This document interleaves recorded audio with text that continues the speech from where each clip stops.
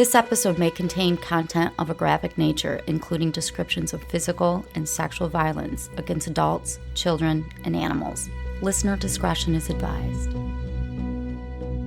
Hi everyone, I'm Talia. And I'm Tanya. And together we are Crimes and Consequences, a true crime podcast.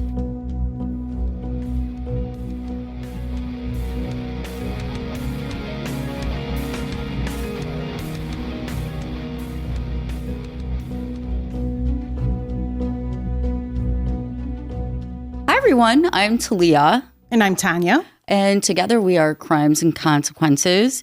We are two attorneys and friends that love true crime. Yes. And talking about it and dissecting it. And dissecting it and then talking about it. And freaking out about it. And then sharing it with you guys. Yes.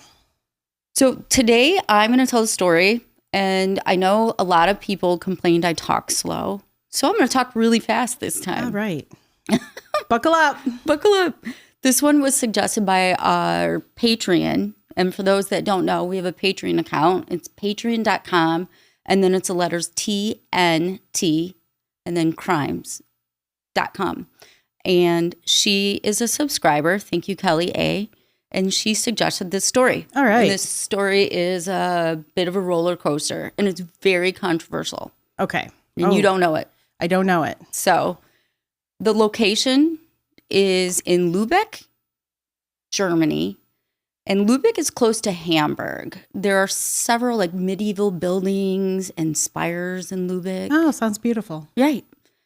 And the story mainly involves Marianne+bachmeier.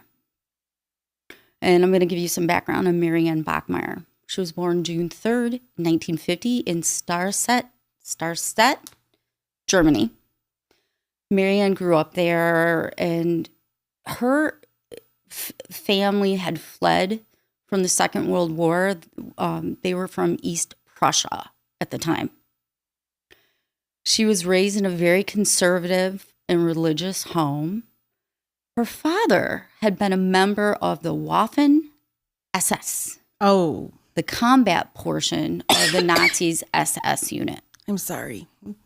You all right? Yeah. I don't have to apologize for coughing. He was your stereotypical German father, this authority figure that demanded respect. He became a very heavy drinker and spent most of his time at a bar very close to their home. His constant drinking only made him more aggressive. Yeah, meaner. He wasn't a fun drunk. But if he's spending a lot of time at the bar, like, stay there. You're not terrorizing your family, right? But he would come home and he would be very aggressive. Her parents eventually divorced, and Marianne's mother moved in and remarried a guy named Paul. She did not really like Paul, and she's in her early teens. She called him Uncle Paul, and he wanted her to call her Papa. Oh, okay. But she wouldn't do it. She believed he was too dictatorial too. But, another stern one. But she's also a teenage girl. Yeah, that's true. Right. So there's a lot of conflict in the household, and Marianne was perceived as a troubled child. Her mother eventually kicked her out of the house because it was causing like the tension between her and Uncle Paul, where it was causing all these problems. But her mom secretly paid for her to have an apartment and didn't tell Paul. Her husband. I mean, she didn't want to just kick her out. Right. Like, I was going to say, geez, you just kick your kid out? Yeah. Okay, she has some redemption in my eyes then. Yeah. So in 1966, at the age of 16, Marianne became pregnant. She was still going to school, which I got to give her credit for. She continued her education. She didn't have any income coming in, right? And she's only secretly getting her apartment paid by her mom. And Paul did eventually find out. So she gave this baby girl up for adoption. She continued to go to high school. I'm not sure where she lived. I just know that Paul found out at some point and ended that. 2 years later, she became pregnant again with her boyfriend from high school. the high school she was attending. Now, when she was about 8 months pregnant, I'm not sure how far along. I read something that said 8 months. It could have been earlier. She was at a disco. Oh, good for her. So it makes me wonder if she was actually 8 months pregnant. And a man raped her. He sexually assaulted her. She called the police. He was arrested and he was charged and convicted. But this gave her a lot of trauma. And she's already on her own. Right? Pregnant. So she decides to place her second child up for adoption. And the baby's father, her ex now boyfriend from high school, baby's father and mother adopted that baby. Okay. The grandparents? The grandparents, thank you. Now, Marianne did end up graduating from high school, and she got a job at a bar called Tapasa. And she worked there, and she was really good. People liked her. She kind of worked her way up into bartender position instead of like just being a server. In 1972, Marianne began dating the manager of the pub. His name was Christian. At the age of 22, she became pregnant with her third child. Now she had a stable income, and she lived above Tapasa, like in a room you can rent. You know what I mean? Yeah. So she had a home. She had some money, and she said, "I'm going to keep this baby." Christian was like, I'm not really ready for all this. So basically she said, I will raise the baby on my own. But he did end up being a part of the child's life. But the main focus of the little girl, her name was Anna, was Marianne. That was her primary parent. Now, on November 14th, 1972, that's the day that Anna was born, Marianne got sterilized. She's like, no more kids? I'm done. Yeah. I'm good. And she, as I said, was raising Anna. She said that she liked living above where she worked because, I mean, obviously as Anna got a little older, she could just go and check on her. So it saved her money with like childcare and stuff. And as Anna got older, Anna would come to the bar and hang out with her mom while her mom's working, you know? Yeah. And by the time Anna was 7, Marianne, how it worked was she would work very late. I mean, she's got to close the bar. Oh, yeah. So she's getting upstairs at like, I don't know, 3, whatever time. I don't know. Yeah, I don't know what closing time is in Germany. I don't even know if it closes in Germany. I'm sure it's late, whatever time it is. It's late. It was described in multiple articles as being very late into the night, into the early morning. So when Anna was 7, she would often be left alone during the day because Marianne was sleeping. You know, she's got to sleep. Right. Often Anna would just go outside and play with the neighborhood children unsupervised. And Marianne knew it was an unconventional lifestyle that she had. You know, living above a bar, her daughter's a lot on her own, but then her daughter's very close. If there's a problem or, you know, Anna's just got to go right downstairs. And there was a point when it got really hard for Marianne, and she did reach out to a friend about maybe her friend fostering Anna because she felt like she couldn't give her the supervision that she needed as Anna was getting older. And Anna was expected to have a lot more responsibility than your normal 7-year-old just because... Yeah, she's home alone. She's home alone. Yeah. Right? As I said, she frequently would sleep at the bar. And after work, Marianne would sometimes stay and like party. You know how anybody that's ever worked at a bar, you probably never have. No, I never have. Well, I have. After work, drink with your coworkers, and Marianne would stay and, party. Have a few. And party, till early hours. And Anna was described as a vibrant child who never really had a normal childhood, but she was happy and open-minded and pretty carefree. She didn't complain. Now, on May 8th of 1980, Anna had an argument with Marianne.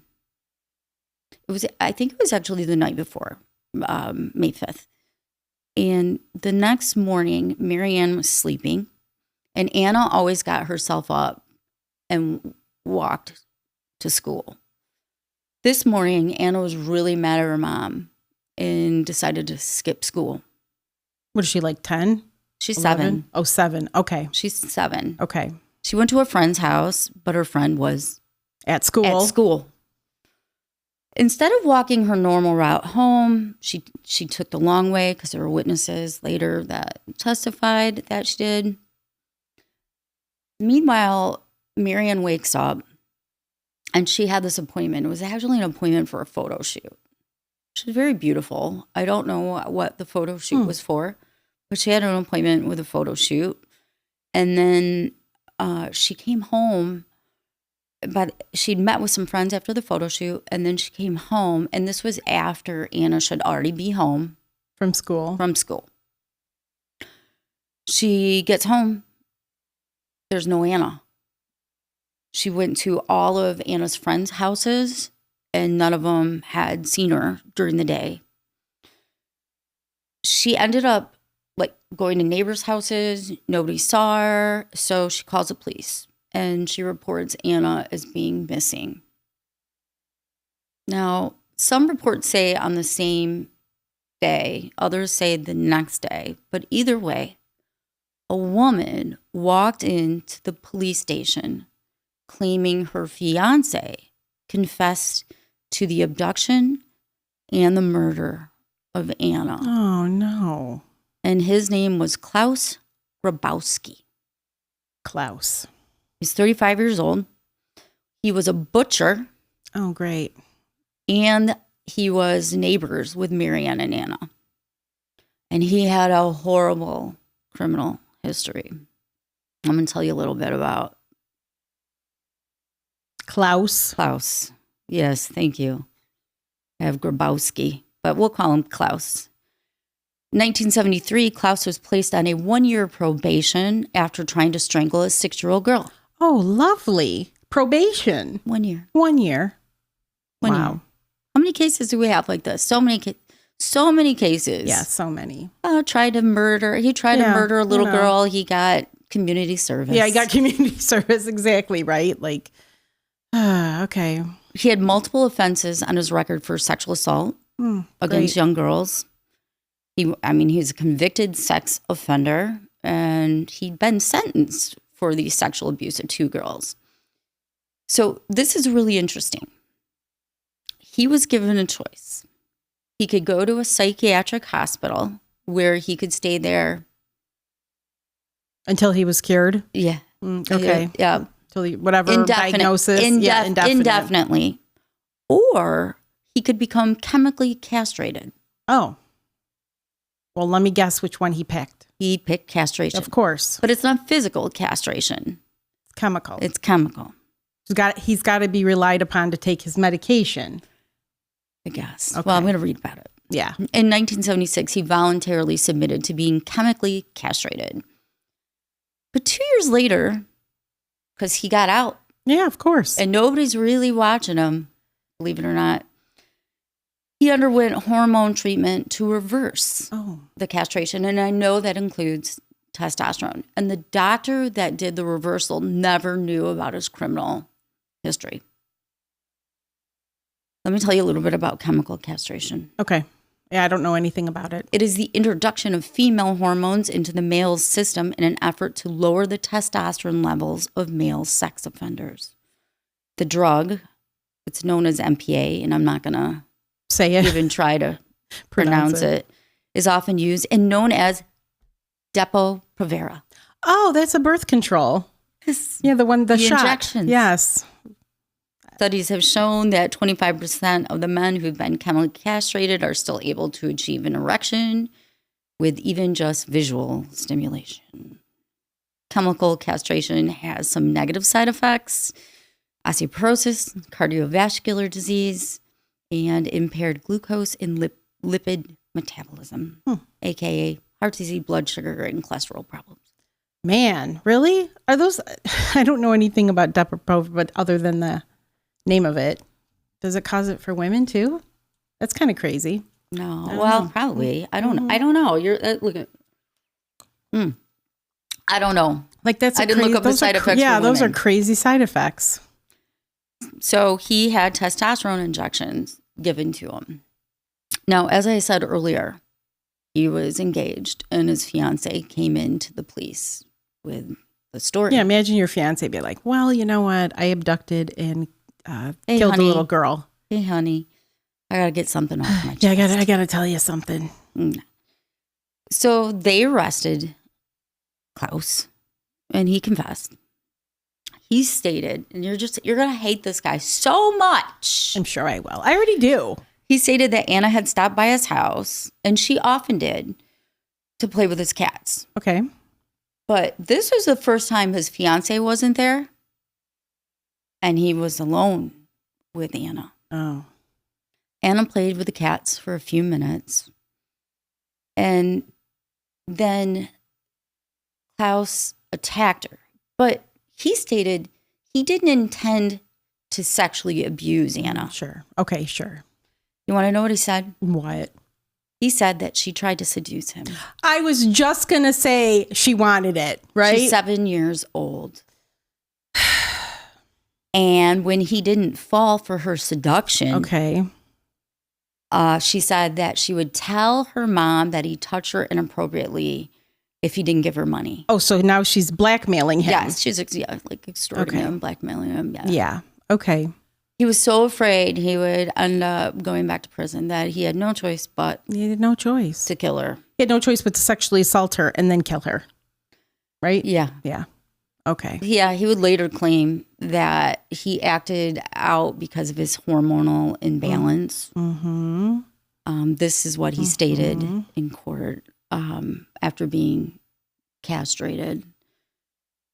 According to reports and his own confession, he kept Anna for several hours. Oh, man. He never admitted to sexually assaulting her, Mm-hmm. but But I'm going to say he did. because he's a pedophile. Yes. We're going to say he did. He then strangled her with a pair of his fiance's tights, her pantyhose. And then he tied her tight, packed her into a cardboard box, and then threw her on a canal bank in a little bit of a shallow grave. When Marianne found out, Oh, yeah. she was broken. I mean, she broke down. She refused to go to the morgue to identify Anna, and she wouldn't leave her house for days at a time. She blamed herself, thinking if I just hadn't gotten into a fight with Anna, she would have went to school as usual, and none of this would have happened. It took 10 months after Anna's death for Klaus, his trial, to begin. His defense, again, was this hormonal imbalance because of this castration and also because of the reversal of it. At trial, he testified to Anna's last few minutes alive. He said she was on a chair. She was struggling. She was fighting for her survival. He watched her take her last breath, and then he stared at her for a few minutes before putting her in the cardboard box and dumping her at the canal. Marianne was beside herself. Oh, devastated. With anger and grief. On March 6, 1981, this is the third day of his trial. Marianne had sat through the first two, but she wasn't just going to sit through day 3. She couldn't take any more of her daughter being accused of seducing him and all these horrific things, blaming Anna, blaming everybody but himself. Yes. She walked into the trial, and we have pictures of it, and she was wearing a trench coat. She smuggled a Beretta pistol into the courtroom at the Lubeck District Court. While walking in the courtroom, she had her hands in her trench coat pockets.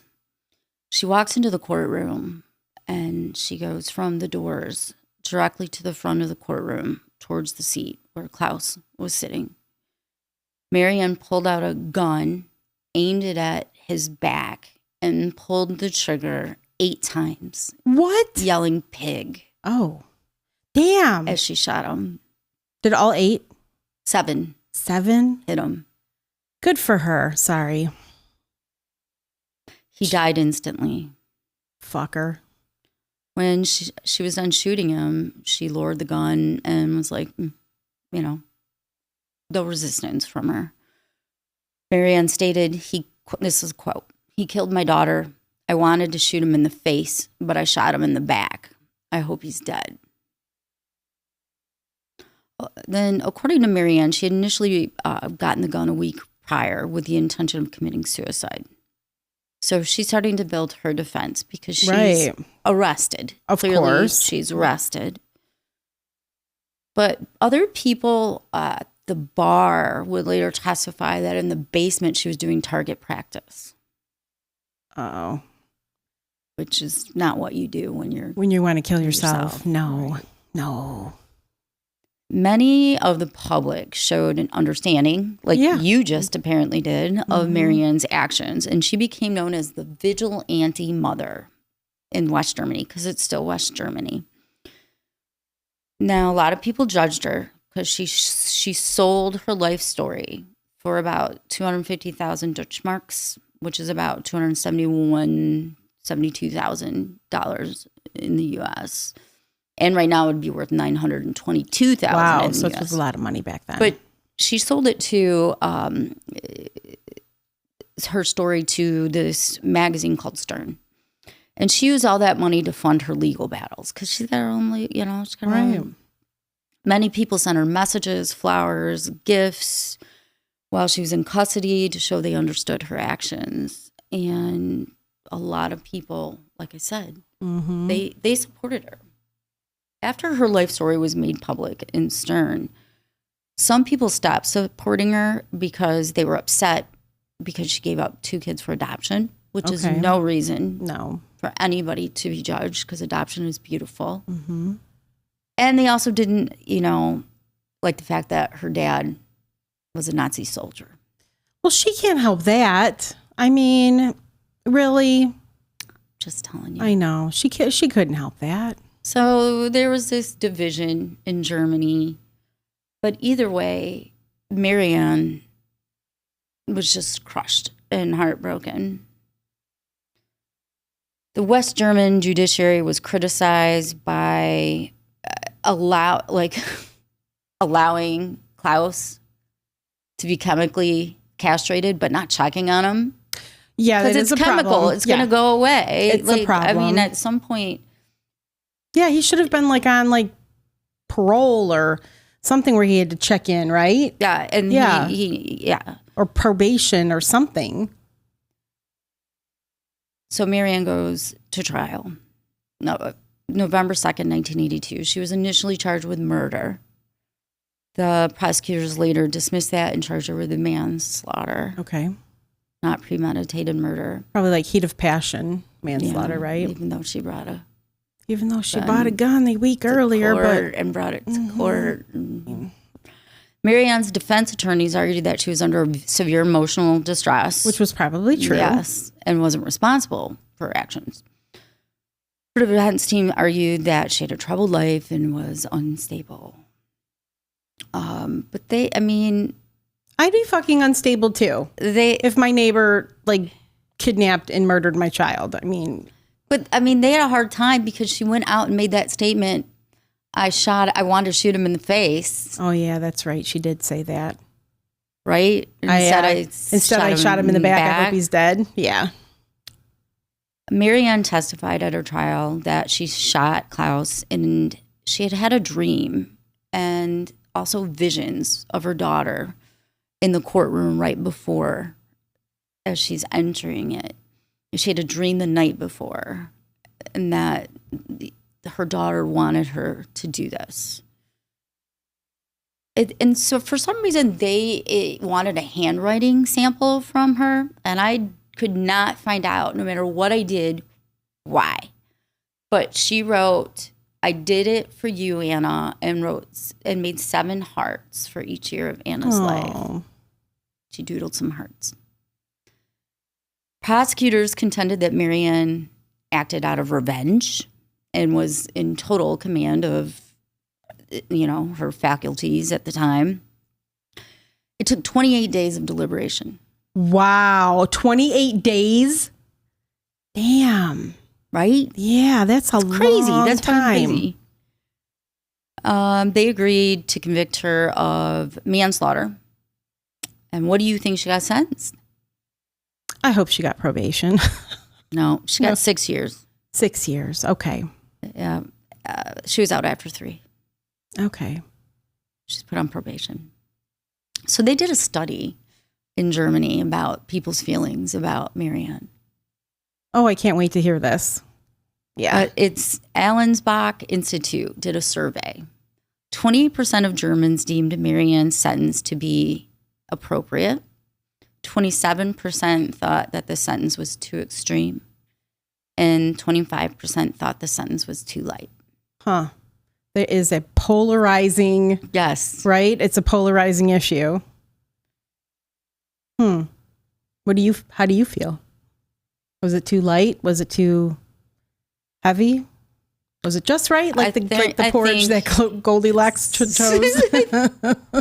I think 6 years is good. I mean, you got to have some control. But I don't, it's hard for me to say because if it happened to me, I know, right?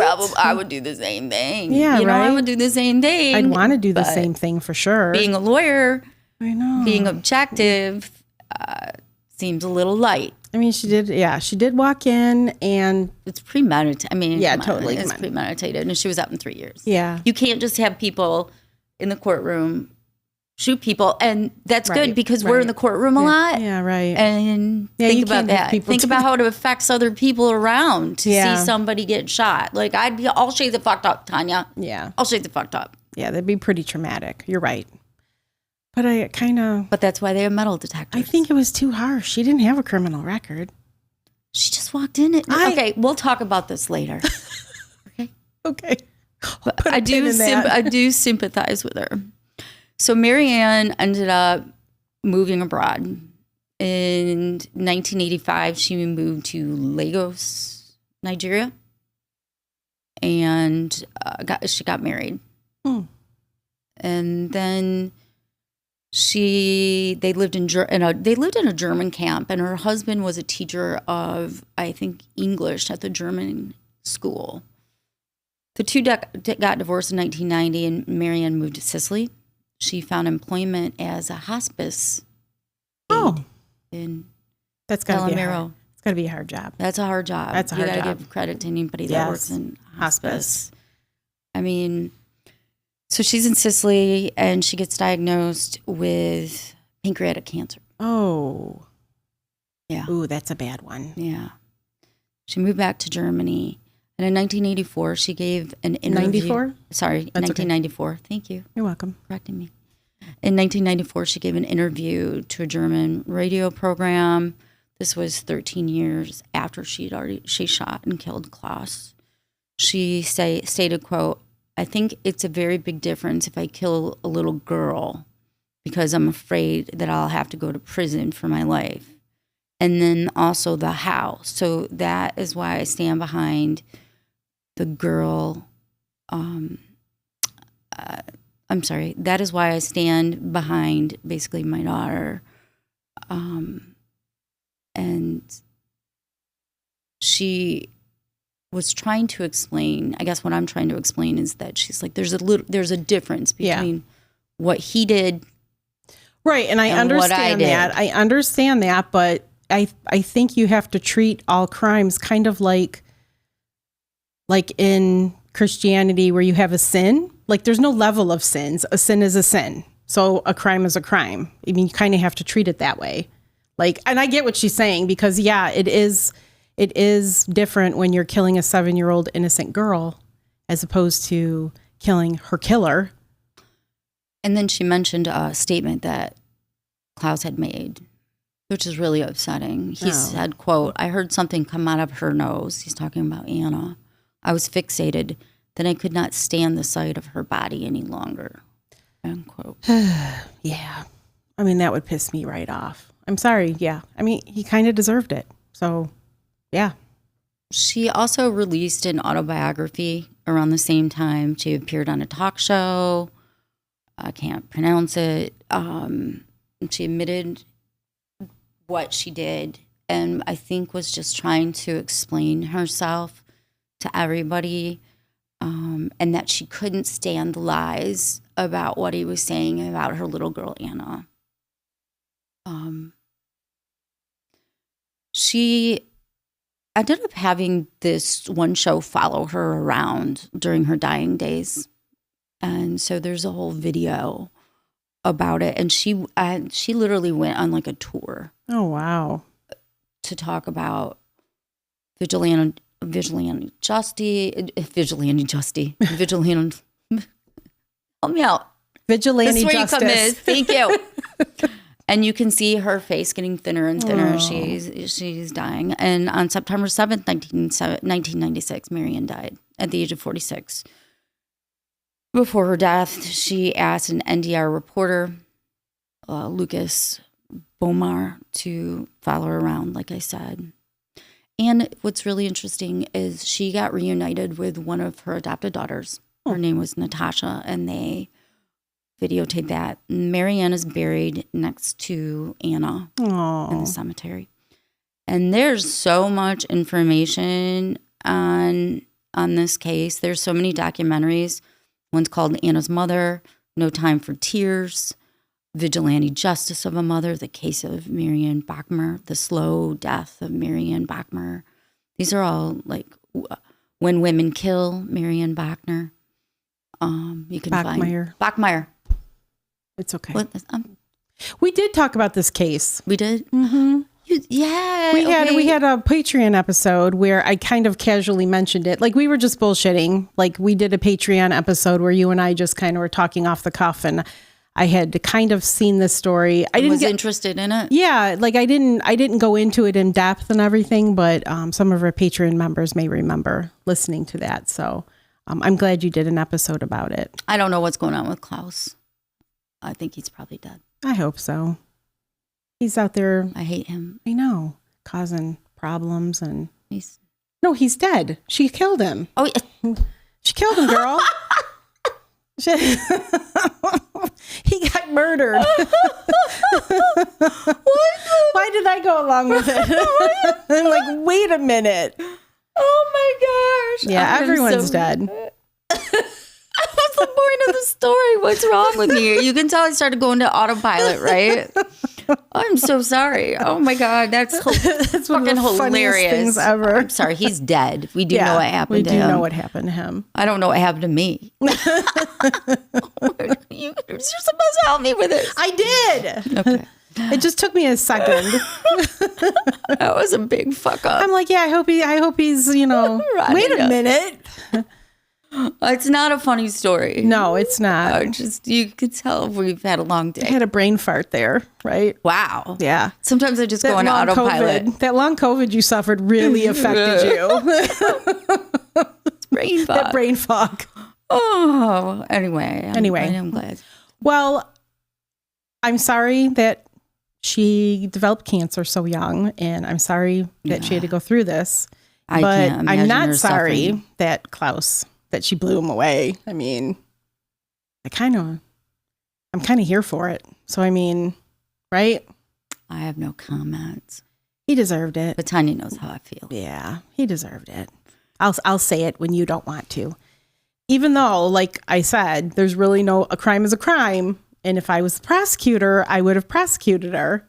But I get where she's coming from. I get where she's coming from, yes. But it doesn't make it right. No, it doesn't make it right. Anyway. That's why we have rules and laws in this country, right? Right. Can't have this happen. And in Germany, because she didn't do it here. She did it in Germany, but. Hopefully our production team can edit that. I think they need to leave it in. I know. Edit that out. That was funny. Anyway, this is a very sad story. When we laugh and stuff, it's not because we think true crime is funny. No. It's because we think stupid things like we do and other things that are stupid that people do are funny. But it is very sad what happened to Anna. And sometimes when it's a really heavy story, I mean, you just kind of to alleviate some of the uncomfortableness. Right. And nobody wants to see us crying. No. Then that's would you really want to listen to a podcast or watch us and we're just somber and everything? No. Yes. There's so many out there if you want to do that. Yeah, I'm sure there's one out there. So anyway, thanks, Tanya. You're welcome. I want to thank you guys all for taking the time to listen to our story. We have that patreon.com with the letters TNT and then crimes that you can join, and you get one episode ad-free every week.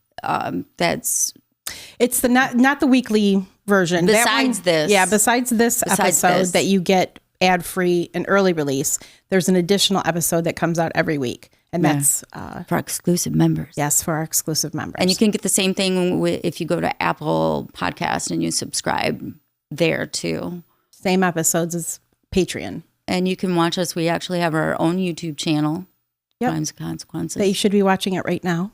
Yeah. If you're watching. Because it's the only place you're going to see us. Yeah. And I think, is that it?